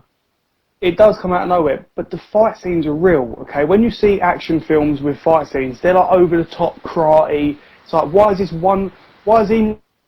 know karate? Where does he learn that? They don't know karate. They literally just kick the shit out of each other in a brutal way, but also a humorous way, okay? When someone gets wrestling move like, is a rock bottom or whatever, into a toilet, okay, then you know oh man, there's a scene where someone slips in piss. In that same room, men are sliding around the floor, i.e. sliding in piss. If you can do a serious fight scene and slide around in piss in the same time, you've done something right. Piss sliding. Yeah. No, there's also like another really good bit just when there's this whole fight scene that happens inside one of the pubs, and Simon Pegg is trying to drink his pint at the same time. Yeah. And so he's having this big massive fight, like trying to stop these guys from knocking his pint out of his hand. And then just at the very last moment, he can't drink his pint because one of the other guys gets into trouble. But yeah, really, really well done. It's a fun film, a bit of a dark ending and a bit kind of depressing towards the end. But hey, all is fair in Love and Robot Wars. Yeah, Robot Wars. Yeah. Alright, so what's next on the agenda? Alright, we've got Mystery Comics. Hey, propel us head first into your mystery books. Okay, first one that I chose for you guys was the Madrox miniseries by Peter David, which was from mid-2000s, I can't remember the year, it's about 2005, I think, 2006. Yeah. And this was like the precursor to the current X Factor series, which is about to come to an end. And it's Madrox, otherwise known as the Multiple Man, or Jamie Madrox, who has decided to set up his own detective agency, and fancies himself as a little bit of a film noir style detective, where he goes off and investigates these mysteries or has clients come to him, and it's one of my favourite mini series, and I thought I'd get you guys to read it if you hadn't read it before, what with X Factor coming to a close and stuff. And Jamie Madrox is one of my favourite characters, and Peter David writes him so brilliantly, and I just think this mini series just shows that off fantastically. So what did you think? I'll go first. Go on, sir. Yeah, Madrox. Yeah, I read the first issue. I wasn't massively excited about it, but I think that is probably because I don't really know the character. I don't have a lot of investment in the character, so I can see why it would appeal to other people who do know him and are fans of him. But it didn't really do a lot for me, and I did feel as I was reading it that I've seen similar sort of power sets before, just in terms of that somebody gets duplicated and each new bit and each new duplication body can go do something completely autonomously. And I was thinking about where I've thought about this. Xander in the Buffy series, he got split into like a really high achieving person and a slacker person, more slacker than usual. And then there's also the Impulse ongoing series at some point did have, I can't remember which issue it was, but it had actually Impulse being hit with a giant hammer of some sort that might not have been a real hammer, and he had lots of duplicates sent out that could go and like report back and came back to him within an hour or so. And then again, there's other stuff in the Legion. So reading this Madrox book, I just thought I've seen this, I've read about it before, and there's not a whole lot here that's new for me. You see, the thing I'll just going to counteract that with a bit, because the thing that makes Madrox is not actually his power; it's his personality. And then I mean, because you only read the first issue, I don't know whether you really get a chance to get a sense of him from that. I didn't. Yeah, I don't think I did get a lot of it. I mean, I usually really like Peter David. He's written some of my favourite series, so I was quite excited to see that it was on the list. But as it was, it didn't really do a lot for me, I'm afraid. But always good to read something new. So thank you. I really enjoyed it. It felt like a TV show. If Marvel's do a TV show, this would be what it like, sort of feel of it. Love the mystery. I love the character of Madrox. I've always loved him. I've always loved the idea of being able to multiply.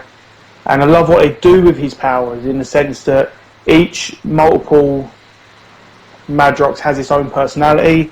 And when they come back, he can absorb their memories, which is really like... I don't think that had actually been introduced before. All this stuff that was in this book being introduced hadn't been done before.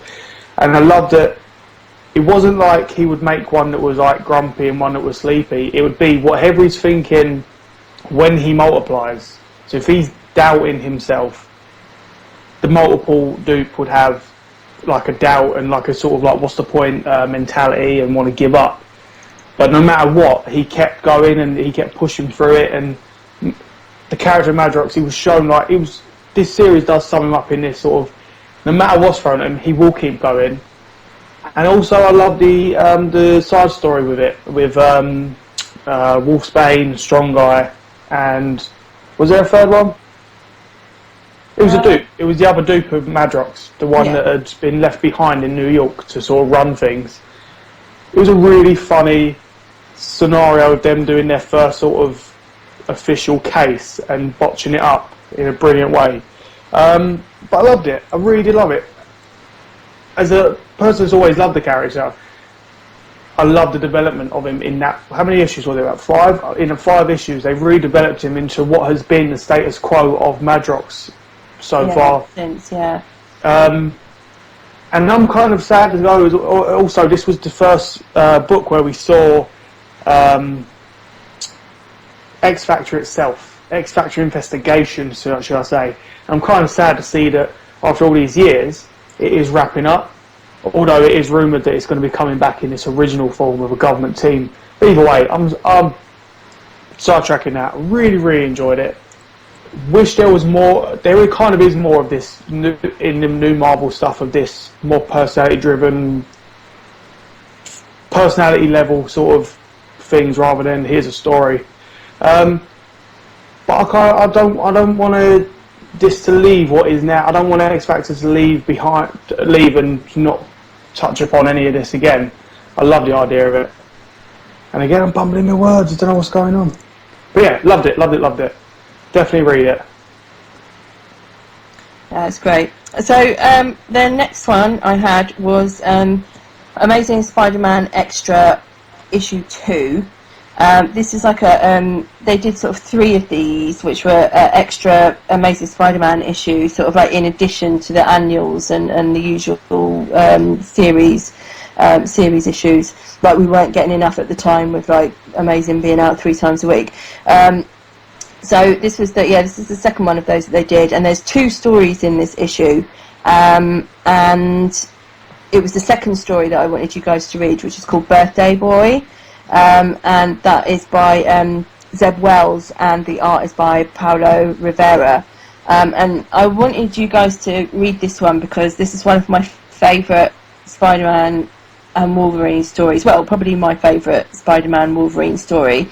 And this is where Spidey and Wolverine meet up on a cold night in New York, and Wolverine takes Spidey to a bar, which is sort of like full of lowlifes and degenerates. But Spidey's still in costume, so of course he's kind of like reluctant to go into the bar. And the reason I love this issue so much is because this, for me, is the defining issue that shows what the relationship is actually like and what it actually should be between Spider-Man and Wolverine. So many writers, for me, get the relationship wrong. I see it sort of not handled very well, especially, well, I say lately, but I mean up until the point where Peter carked it. They have a very special relationship. They're 2 completely opposite characters. Peter has the most moral centre and does not kill, and Wolverine is the complete opposite of that. And yet somehow they kind of like manage to meet in the middle and have this kind of like special kind of buddy relationship. And this issue is everything. His story, I should say, is everything that relationship is. So, Sarah, what did you think? I loved it. I really, really, really enjoyed it. I didn't really know that Spidey and Wolverine had this great relationship, great friendship beforehand. But listen to what you've just been saying about why you like it. Although I might not know all the detail and all the background of it, that is the feeling that I got from it. And yeah, I really enjoyed it. Everything about it was really good. Haven't got a bad word to say. Would happily read that again and again and again and again and again, and give it to other people to read and go, look, this is an example of what comics should be. It was great. Oh, I'm so pleased to hear you say that, because that's exactly how I feel about it as well. And it's just sort of, I've given it to so many people to read, and you know, I think probably I've only had one person say something vaguely negative about it. It's such a good story, and Paulo Rivera's art is beautiful. He draws a fantastic Spider-Man, and he draws a brilliant Logan. It's just, I love everything about it. If you haven't read the story, you need to go and read it. Bert, what did you think? Yeah, I really enjoyed it. I enjoyed it because, like I said, it shows you what the relationship of Wolverine and Spider-Man is. It's also what I love about the Marvel Universe, is that these are not just people that team up and then go home. These are genuine buddies. They're mates, and they can have these moments of, let's go to the pub and chill out and get on. And for Wolverine and Spider-Man, it is a bit more special because I love that Spider-Man sees Wolverine as something more than everyone has come to expect and accepted of him, as this killer and this man that does what others can't do, whereas Spider-Man sees him as someone that has got a heroic heart and could be something more, and still sees him as that. But yeah, definitely love the whole idea of we are mates, we do things when we're not at work, and we chill out. And I love, you know, even from things like going to the pub, or even when you see Reed Richards and Tony Stark playing chess, there's always these moments of we are buddies. And like I said, the best way to show that is with Wolverine and Spider-Man, who are probably the two best buddies. Wolverine's got a lot of friends. There's two people I love seeing him team up with and sort of have these moments with. That's Nightcrawler and Spider-Man, because they've got so much like banter with them and so much like humour and friendship and love for each other. And there is that like sort of love-hate relationship of, you know, you annoy the shit out of me, but I love you, and you're a grumpy old man, but I love you. You know? Yeah, absolutely. It's exactly that, and that's why it makes me sad when I see writers who don't have quite the right handle on this relationship. And I just think like anybody who is going to be writing these two characters should be issued this story, or should be made to read this story first before they attempt to write any kind of relationship between the two, so that they have an understanding of what it actually is. You know, they have a bit of banter. They sort of bounce off each other now and again, and they'll be, you know, they might make the odd sort of like snidey comment to each other or whatever, but underneath it all, deep down, they are friends. You know, and they have a mutual respect for each other, despite the fact that they're on polar opposite sides of the sort of moral spectrum, if you like. Yeah. But yeah, for me, it's a perfect comic story. You know, Zeb Wells is fantastic. But you said to me before, if Dan Slott wasn't writing Spider-Man, which technically he's not actually at the moment, but if he wasn't writing Spider-Man, who else would I like to see write Spidey? And it would be Zeb Wells for me. I love the way that he writes Peter, so yeah, definitely. So moving on to my third and final choice, which was one that I just sort of chucked in for, well, I don't know, maybe you can tell me, which was New Avengers Annual 3 by Brian Michael Bendis and Mike Mayhew is the artist. And this issue is from the Dark Reign era, when Norman Osborn has taken over the Marvel Universe to sort of become the top cop after the events of Secret Invasion, and has put together his own team of Avengers who were referred to as the Dark Avengers. And has driven all of the actual Avengers sort of underground, and Clint, Hawkeye, or Clint is actually Ronin at this point in time, I think, has had enough of seeing Norman, the Green Goblin, out there running the show, and decides to go on television and tell the world that Norman Osborn is the Green Goblin. And then the Dark Avengers, Norman and his Dark Avengers, Clint then decides that he's going to go and track down Norman and the Dark Avengers, and they capture him. And it's down to a group of female superheroes, including Jessica Jones, Spider-Woman, Bobby Morse, who's Clint's wife at the time, Mockingbird, Captain Marvel, Carol Danvers, and they all have to get together and go and rescue Clint from being an idiot, really, because he's gone off to go and do something stupid, as if Clint would ever do anything stupid. I bet I can tell you why you picked it. I don't know what you're talking about. Is it because you get to see Mockingbird and Pants and Bra? It's absolutely, it's nothing to do with the fact that Clint spends the first few pages with no clothes on. Yeah, getting sort of straddled by Venom and stuff. Yeah, alright, yeah. Tied to a chair, butt naked. Why didn't I not see that? I really enjoyed it. I really enjoyed a lot of, sort of 50% of Dark Reign itself, and some of that was coming from the Avengers. At the time, I remember being a bit annoyed, like, Clint, you don't kill people, you twat face, Bendis ain't writing him right, and all this fanboy stuff. But at the same time, I did like it, because if you read the story, you would see that he was fed up, he had enough, and he done what every man would do, and just do something silly when he's angry. And it was really nice. It was a really nice showcase of the female members of the team at the time just going, right, we better stop this Wally from getting himself killed. Yeah. Just to chip in on what you said there, I was the same as you. I was like, what is going on here? Because Clint would not, he makes a point of all the time, of saying, he doesn't kill. He wouldn't do that. That's just fundamentally not part of his character. So to see him sort of going, right, that's it, I've had enough, I'm going to go and bump off Norman Osborn, doesn't sort of sit well with his character. But the way you just described it is absolutely right. And I think it fits really well with Fraction's current vision of Hawkeye, in that he would get angry and then go off and do something really stupid, and then only sort of think about what he was actually doing afterwards. Yeah. If you get what I mean, sort of fits in with that vision of the character. And obviously you had the big reveal at the end of the issue of which was sort of spoiled at the time, because I can't remember what order it came out, but I think it actually spoiled the ending of Captain America Reborn, and the reveal was Captain America was back from the dead, in a pointing at the audience in a Uncle Sam style, we're gonna sort this shit out. Cap's back with his eyebrow raised and his face all squared, pointy finger and big chin. Yeah. What's that actually say so? I'll jump in now. Talking of that. It got to the end of this issue, and most of it I was thinking, well, the art's really pretty, but I think it's the same problem I had with Mad Drops, is that I'm not that invested in the characters, so I wasn't that fussed about them. The one I'm most familiar with would be Hawkeye from the Fraction series out at the moment. And the others are I can see what you're doing, but I'm really not that fussed about it.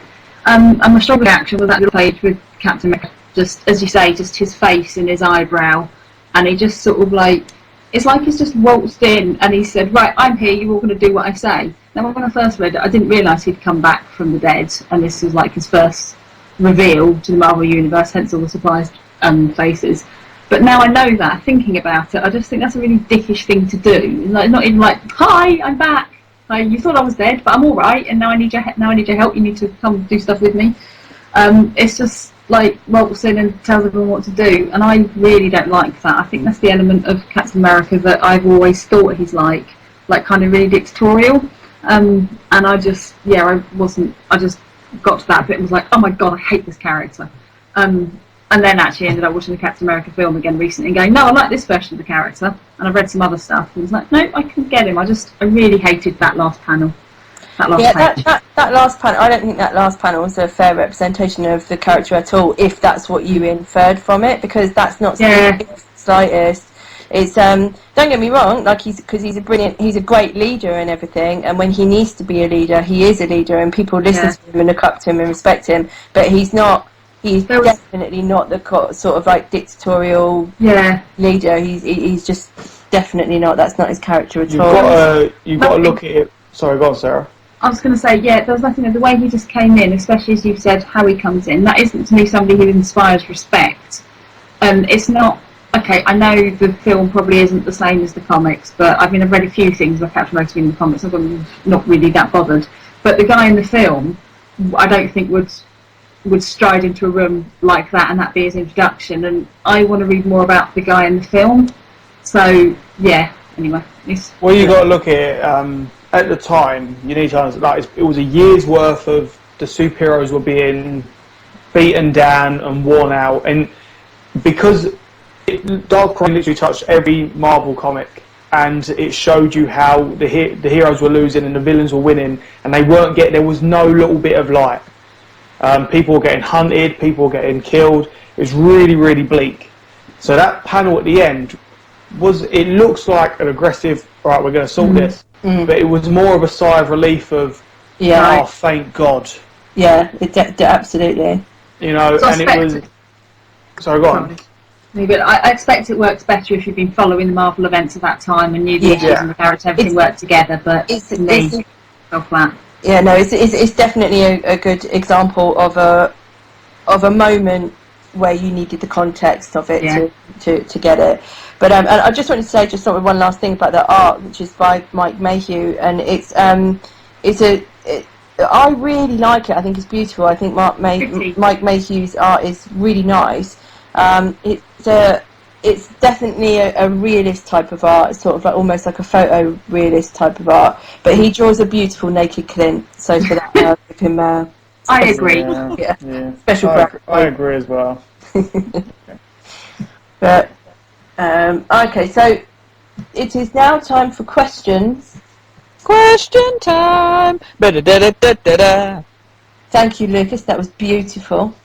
It's like a rip-off of McDonald's. Yeah. Well, we've done all of the soap theme tunes, so next week will be Casualty. Yeah. We want something else. So I have for you this week, I have a superhero question special. So starting with, this is question number 1. Who, in your opinion, do you think has the worst superpower? So any superhero from any publisher, who do you think has got the worst superpower? Right, for me it's easy. It's Doorman from the Great Lake Avengers, who's a teleporter, okay? Now, remember, a teleporter is go from one space to another in a jump. His was be the room next door. That's as far as he could teleport. So that's like the rest of us then. If you open a door, so we can but rather than open the door, he was the door. Right. So he could stand up against the door, and I think, if I remember, people could walk through him, and that would be him teleporting. He was a door. Okay, that's named Doorman. He was a door. That's not a good power to be. Awful. Shocking. Yeah, big time shocking. I feel sorry for the guy. In fact, there was a really cool scene where they're going into New York to recruit new members, and there's this guy in this mechanical grasshopper suit who's like, yeah, I'll join you, sure, yeah, I'm really excited. These bandits attack. Someone throws a sigh at Doorman. He phases. It goes straight, he teleports, which basically just means he phases. It goes straight through him and kills the poor bugger behind him in the grasshopper suit. Instantly. Just as he's joined the team. He was a member of the team for like 30 seconds. The power was useless. It wasn't even like, I'll teleport it over to there. It was like, no, I'm going to let it go through me and kill a guy. I feel sorry for the guy for having a bad power. But he teleports, he's a door. That's pretty bad. I think mine. Right, I've got a couple, but my first one comes from a comic that we were discussing just a couple of months ago, just a few short weeks ago, which was Avengers Assemble, where, oh God, I've forgotten the name of the guy who took on the writing duties. Can you remember, Bert? British guy is going to come to Al Ewing. Al Ewing, yes. Yeah, and he wrote 2 issues of Avengers Assemble, and one of which featured a character called Magic Boots Mel, whose the most racist character in the world. Yeah, whose superpower was to dribble a ball really well. Anything, it was dribble anything. Dribble she whatever. could play Yeah. football really good. And that was her superpower. She almost saved the world by kicking things. Really bad, but that for me is definitely the worst one. But then there's a couple of others that are like some of the new mutants in Wolverine and the X-Men and stuff. Eye Boy, who's covered in eyes. I seriously think he'd be the best security guard you could ever have. Rubbish, just rubbish. Can you see through his clothes? Well, I don't know, but he's got eyes everywhere. Wait, is he like, when you say everywhere, do you mean everywhere? Yeah, like the palm of his hands, the forehead, the back of his head, the neck. Cheeks. Probably, I'm thinking about all the horrible places. Come on, let's not go that far. Why you got to take it? I'll tell you what, he's rubbish, but if those eyes could shoot laser beams, you'd want him on your team. Well, yeah, but he doesn't. He's just got eyes, so therefore it's rubbish. Shooting between his butt cheeks. It'd be even better if all of his eyes had like they could like short distance and all that. He had to wear glasses on all of his eyes. That would be so good. Contact lenses. Rubbish. That's way up there. In fact, there's so many of the new mutants that are just absolutely crap. It's like, have you really run out of ideas? Yeah, like Bob Herman. Yeah, yeah. I'll come on to him later. And Shark Girl, who's like a girl who can turn to shark. I'm gonna still argue on you. That's a really good power jab. It's rubbish. Walking down the street, someone pulls a knife out. Give me your money. No, nom. What happened? I at him. Yeah, rubbish. Anyway, that's mine. Okay, the whole worst super, can it be from anything? Yeah, anything. Yeah, any publisher. Okay, right, there was this film I watched when I was younger called Sky High, which was this awful superhero school movie. I right? remember that. And there's this dude who can glow in the dark. Yes. And this chick who can turn into a pile of sludge. And another one that can turn into a hamster. Yeah, get those, you know... Mighty Morphin hamster powers. Yeah. I suppose the other worst superpower would be Batman's. It's true, Batman has a superpower. It's called super self-control. It's the ability to not kill his rogues gallery after everything they've done. So yeah, his that's a pretty bad superpower's so superpower. bad, he hasn't really got one. That's how bad he is at superpowers. But yeah, so that's that. Yeah, good. Okay, next one then. So, Sarah, did Sarah Oh, go? yeah. sorry, Sarah, you haven't done yours. Sorry. Oh yeah, sorry. I was thinking about them. Anybody from the Legion? Well, not anybody from the Legion, because I suppose some of them, their powers are useful. And this one I'm actually going to steal from Nev's, because we were having a discussion about this a while ago. Arm fall off boy. His power is that his arms fall off. Yeah. Yeah. This is why I hate the Legion. That is so up there. It's just terrible. Imagine terrible. him and iBoy teaming up. Arms falling off everywhere, eyes looking at everything. It's like, can just what? And he's like, an iBoy will just one arm fall off, boy, every time an arm's falling off. Like, oh, I see that one on my elbow. Go on, mate, pick it up. Yeah. Be weird. Crappy. Anyway.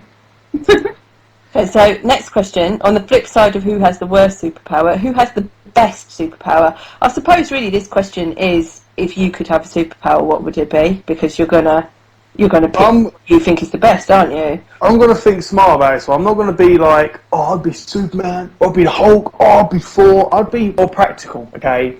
And I'm lazy, so I'd probably have teleporting, or maybe like duplication. Because how many times have you gone, oh, I wish I didn't have to do this? You know, you could just go, oh, I don't. Click your fingers, and there's another one of you that can go and do it. Or sometimes, this is me thinking in real life, okay? I've stood there on the tram or the bus after a long day, and I've actually thought, oh man, I wish I could shrink and just sit on the bar that people hold on to. Because you want to be Ant-Man, basically. No, it's because I just want to be able to sit on the bar when all the seats are taken, that yellow bar people hold on. just sit there and just chill out until my stop comes, or just grow and walk it, not be lazy. But yes, sort of, I want to be Ant-Man as well. Yes. I just want my Ant-Man's powers are the best. Okay. Shut up. Got on, you guys. Best superpower. Do you know what? I was originally just gonna be like a cop out and just be like, hey, what about one of those like big eternity beings, you know, like reality whatever's. But no, I'm just gonna go personally, like kind of who I think is the best. I think Spider-Man, because you can stick to walls and you have a danger sense and super strength and speed and agility and you can stick to walls. You said and you have it twice. I know, because hands and feet.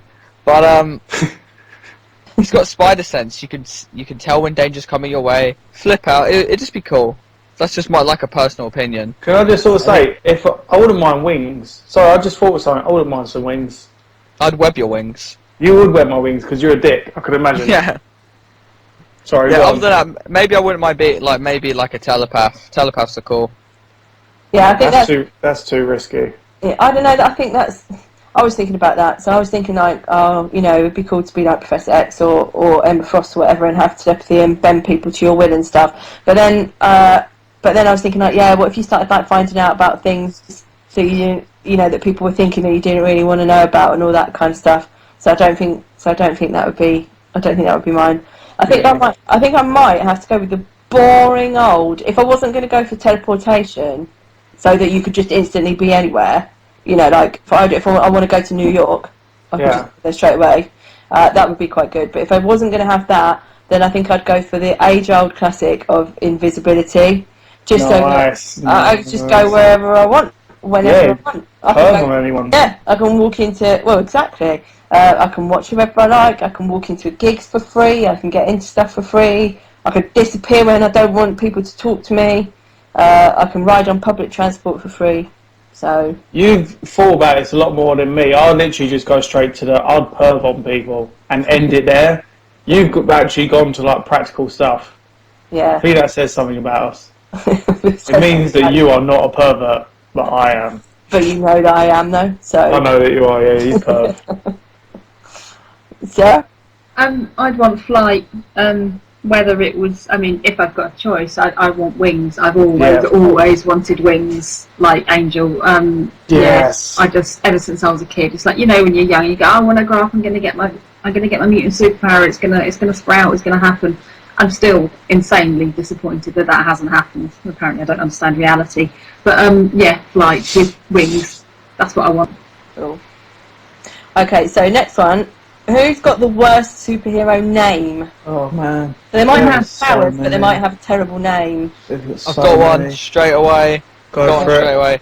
It was in Suicide Risk, and it was some hero who got taken out straight away. Called, wait for it, Extended Remix. Yeah, Extended Remix. I'll say it one more time. Extended Remix. That's bad. Well, I've got loads, but there's right. Well, we've already mentioned Fall Off Boy, which is his actual name, and then there's Paste Pot Pete. Oh yes, don't call him Paste Pot Pete. He's Trapstar. But yeah, he's Trapstar. But he's not really. He's still Paste Pot Pete. Yeah, he's always going to be that. And then there's so many X-Men, right? There are so many minor X-Men characters, and I'm just going to run through a list of some of the worst ones, right? Marrow, Maggot, Oh god, yeah. Gentle, Blindfold, Bling, Primal, rubbish, Glob, which we mentioned earlier on, sorry, Glob Herman, Eye-Boy, Shark Girl, because I couldn't think of anything else to name her, and Triage is one of the new ones. Awful. All of them are terrible. Really bad. Not only have they got good powers, but they ran out of good names as well. So yes, go on Sarah, sorry. I originally was going to continue on a theme and say anybody from the Legion superheroes because they're all ridiculous, and then I just this second remembered a villain who was an enemy of somebody called Coagula, who was from the Doom Patrol, who group of misfit superheroes, had accidents, got powers. in DC's universe. And for a little while in the 90s, I think it was, Coagula came along, and she got a villain. I was reading the comic this came in, and I just couldn't quite believe what I was reading. So he's called the Codpiece, right? He doesn't like women at all. So he's got issues about women not wanting to have sex with him because he's an idiot, and he then went sort of personal himself with Codpiece. And he has devices like a gun, a drill, and a spring-loaded boxing glove built into his special Codpiece that he decides. And then he uses this, and obviously he's fighting Coagula, she's a woman, but like as he uses, it's a boxing glove coming out of his groin. That's amazing. I can imagine him doing like a really hard thrust, like, and then he's like, knocks him out. He was. It is. This Doom Patrol series by oh god, what's her name? Rachel Pollack. It's brilliant. It is really, really, really, really good. And then she invented this codpiece film. Fab. Read it if you can. Okay, I'm tempted to go to back into Great Lake Avengers and go for Flat Man. Oh. And his powers was being like, imagine Reed Richards, but flat. And his name was Flat Man. And Steamroller Man. And it was a fun visual, but just an unimaginable name, Flat Man and Doorman. To be honest, I'm going to rope both of them in. I'm going to go back to that world. And also, their other member, Big Bertha, who, if anyone remembers, was a supermodel by day, but she could make herself super fat, which gave her like Hulk-like strength. But then to become unfat, she would throw up. That's a horrible reference to bulimia. Yeah, I know. Dan Slott. Just so you know. Remember that? Yeah. It was a bulimia reference, but Flat Man for me, I think. Having the name Flat Man. Yeah. Oh no, Triathlon from the Avengers. Why is he called Triathlon? Because he's got the strength of 3 men and the speed of 3 men and everything of 3 men. That's not how triathlons work. I know. Or 3D Man. Do you remember 3D Man? Yeah, 3D Man, yeah. And he had 3D glasses. Yeah. And he could see aliens. His power, right? It was the old guy, and then he would activate his glasses, and his younger brother, who was trapped in the 3D glasses, would emerge and kick aliens in. Oh, Silver Age. I love it. Yeah, so either one of those for worst name. Okay, so again, and then on the flip side of that, who's got the best name? Oh, I don't know. Everyone. I've got, right. Mine's not really a... go on, Fanny. No, go on, because you do yours first. Mine's not a superhero. Mine is actually... I can't really think of like a best superhero, but I can think of a best supervillain name. Okay, yeah, go on. Which is Doctor Doom. Because even his actual name, Victor Von Doom, what personifies supervillain more than the name Doctor Doom? He is the Doctor of Doom. It's a great name. If he was a hero, it wouldn't work. But for the only thing that takes away from that is he's not got a PhD. It's actually true. Unless, well, then again, he's the monarch of Latveria, so he can make himself have a PhD. Exactly. But yeah, no, so it's Doctor Doom. Good. Other than that, just other people with just kind of plain names, just kind of say what they are, is the best superhero name. A name that describes you and your abilities, kind of. I like some of my favourites. I like Mystique, because it kind of does evoke what she does a little bit, because you never really quite know who she is, because she's a shapeshifter. That could have come out wrong. If you're going to go like villain, you can't really beat General Zod, can you? Just kind of works, doesn't it? That does work. General Zod. It just kind of works. Yeah. And then probably my all-time favourite is Fing Fang Foom. Boom. Yes. Fing Fang Foom. Oh, you know what? That reminds me of Just try to not enjoy saying Fing Fang Foom. It's impossible. Who was the villain who had the bell-shaped head? Was it Dong? This is Dr. Bong or Dong? Dr. Bong. And he would hit his head and make frequencies that could like kill you. Yes, and he had his head was like a bell. Yeah, maybe he's up for all of these. Worst power, best name, and best name. You might be right. Oh god. I know, if I had to go for someone, I'd, like Lucas said, keep it simple, like Beast or Angel. You know? Iron Man, a guy Iron in Man. not iron suit. Yeah.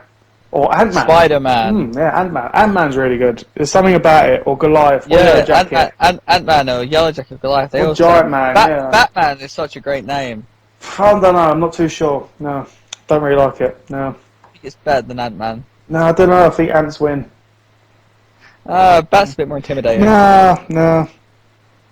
Let's change the subject. Yeah, I thought we was going to get into this then. Well, that's it. That brings us to the end of our superhero question special. Yeah, and our giant-sized episodes, everyone. I hope you enjoyed it. Alright, I hope you enjoyed that we have literally panicked and struggled for the last 3 weeks because of Ultron and bloody robots. Yeah, see, Lucas says yeah, because he's actually behind it, I think. I think Lucas is the one behind it.